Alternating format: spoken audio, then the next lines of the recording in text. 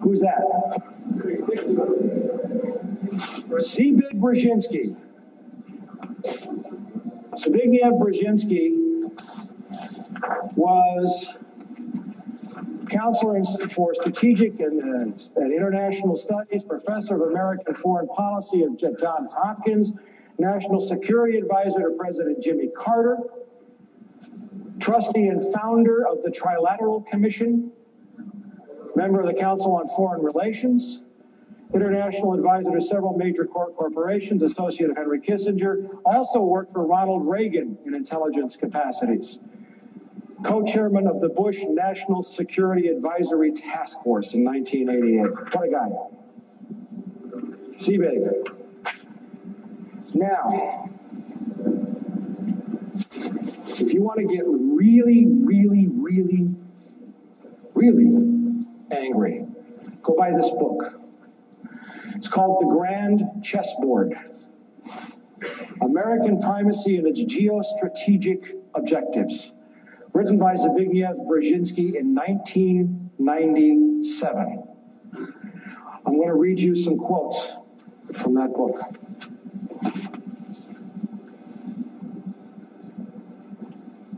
Page XII, it's the very first words in the book. The last decades of the 20th century has witnessed a tectonic shift in world affairs. For the first time ever, a non-Eurasian power has emerged not only as a key arbiter of Eurasian power relations, but also as the world's paramount power. The defeat and collapse of the Soviet Union was the final step in the rapid ascendance of a Western Hemisphere power, the United States as the sole and indeed the first truly global superpower. Page XII, it's in the preface. But in the meantime, he says, it is imperative that no Eurasian challenger, Eurasia is everything in between roughly east of Germany all the way to the Pacific Ocean, south through the Indian subcontinent, includes the Middle East. It's imperative that no Eurasian challenger, by that he means Russia or China, emerges capable of dominating Eurasia and thus of also challenging America. The formulation of a comprehensive and integrated Eurasian geostrategy is therefore the purpose of this book, Geostrategy, Eurasia. The attitude of the American public toward the external projection of American power has been much more ambivalent. The public supported America's engagement in World War II largely because of the shock effect of the Japanese attack on Pearl Harbor. It gets worse. For America, the chief geopolitical prize is Eurasia. Now a non-Eurasian power, that's us, is preeminent in Eurasia, and America's global primacy, isn't that arrogant? America's global primacy is directly dependent on how long and how effectively its preponderance on the Eurasian continent is sustained. What he's saying is that if the U.S. wants to stay top dog, we have to control Eurasia. America's withdrawal from the world, or because of the sudden emergence of a successful rival, would produce massive international stability. It would prompt global anarchy. You know what he's saying there? Yeah, a little global anarchy would probably be a damn good thing right now. What he's saying there is, if we don't control the world by whatever means necessary, the world's going to be miserable. He didn't ask my opinion. Did he ask yours? Okay. In that context, how America manages Eurasia, do we manage people around the world? Is that our job? Is critical. Eurasia is the globe's largest continent and is geopolitically axial. A power that dominates Eurasia would control two of the world's three most advanced and economically productive regions. A mere glance at the map also suggests that control over Eurasia would almost automatically entail Africa's subordination,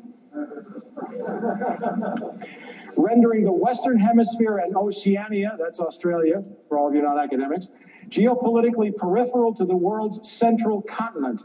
About 75% of the world's people live in Eurasia, and most of the world's physical wealth is there as well, both in its enterprises and underneath its soil. Eurasia accounts for 60% of the world's GNP and three-fourths of the world's known energy resources. Two basic steps are thus required. First, to identify the geostrategically dynamic Eurasian states that have the power to cause a potentially important shift in the international distribution of power and to decipher the central external goals of their respective political elites and the likely consequences of their seeking to attain them. Second, to formulate specific U.S. policies to offset, co-opt, and or control the above. The man is talking about co-opting, controlling, managing, subverting nations and peoples and economies. To put it in a terminology that harkens back to the more brutal age of ancient empires, the three grand imperatives of imperial, listen to this, of imperial geostrategy are to prevent collusion and maintain security dependence among the vassals, to keep tributaries pliant and protected, and to keep the barbarians from coming together. That's on page 40. I'm telling you, you got to buy the book. Now we get really serious. On page 95, Uzbekistan, with its much more ethnically homogeneous population of approximately 25 million and its leaders emphasizing the country's historic glories, has become increasingly assertive in affirming the region's new post-colonial status. He saw the first step in this as diminishing the ability of Russia to reassert the dream of the Soviet Union. All the stands in Central Asia were once part of the Soviet Union. The borders were drawn arbitrarily by Lenin and Stalin. And he saw one of the most important steps was to prevent Russia from asserting any control in the region, which we did. You know how we did it? Over the last decade, thanks to Goldman Sachs, the Harvard Endowment, the U.S. Treasury and the Federal Reserve, the World Bank, we looted $300 billion out of the Russian economy. $300 billion. I was there. The Russian population was, 64 million at the fall of the Soviet Union. The population of Russia is today 145 million. In another 10 years, it will be 130 million.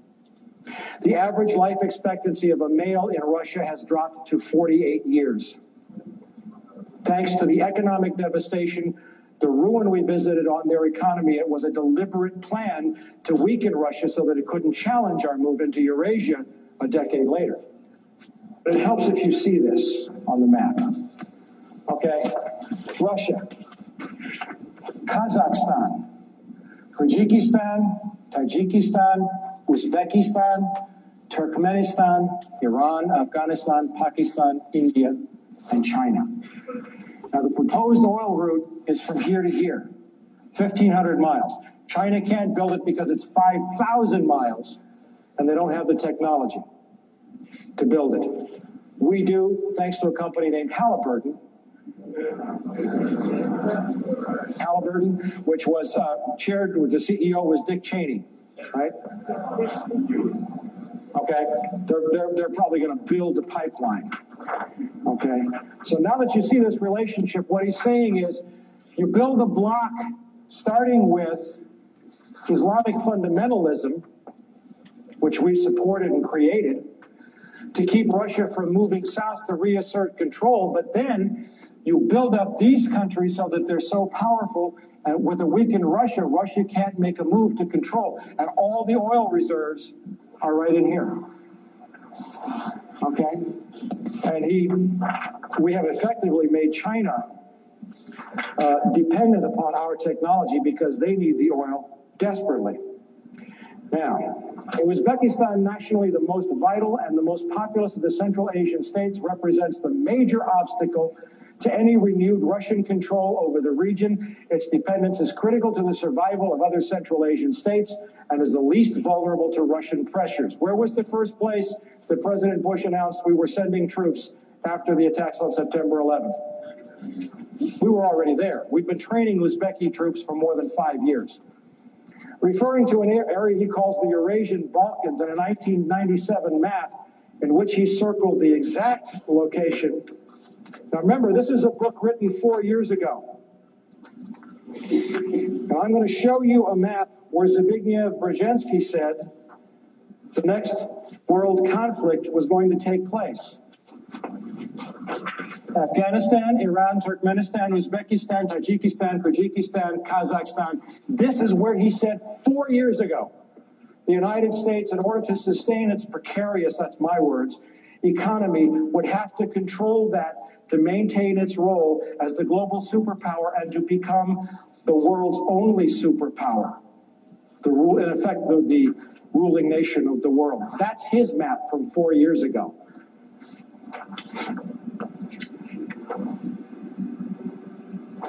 Referring to an area he calls the Eurasian Balkans and a 97 map in which he circled the exact location of the current conflict, describing it as the central region of pending conflict for world dominance, Brzezinski writes, moreover, that the Central Asian republics, are of importance from the standpoint of security and historical ambitions to at least 3 of their most immediate and more powerful neighbors, namely Russia, Turkey, and Iran, with China also signaling an increasing geopolitical interest in the region.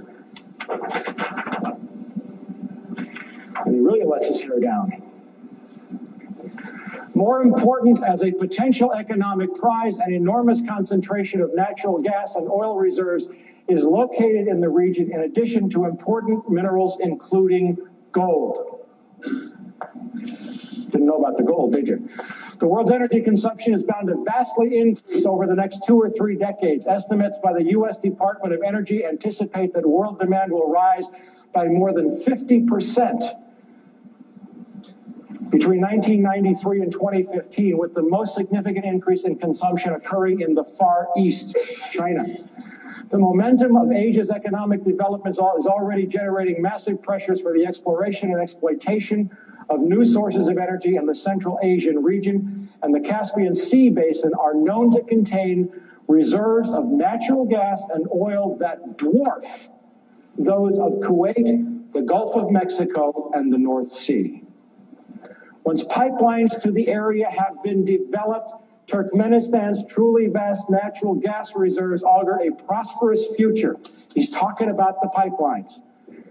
Without sustained and directed American involvement, before long, the forces of global disorder. Global disorder? You mean democracy? Global disorder could come to dominate the world scene, and the possibility of such a fragmentation is inherent in the geopolitical tensions not only of today's Eurasia, but of the world more generally.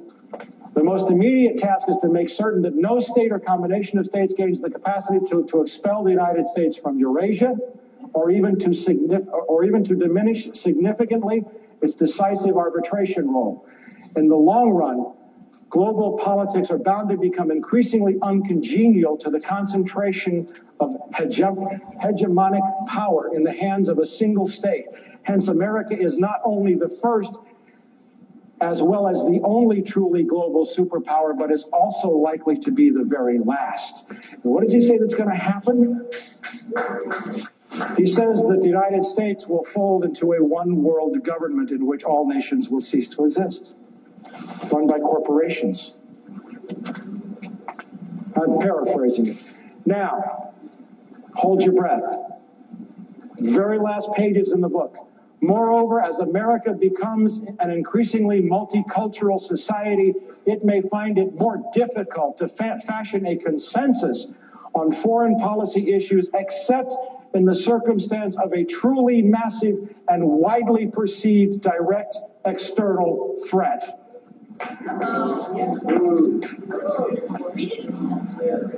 Read it again, she said. Maybe I should read this with a German accent.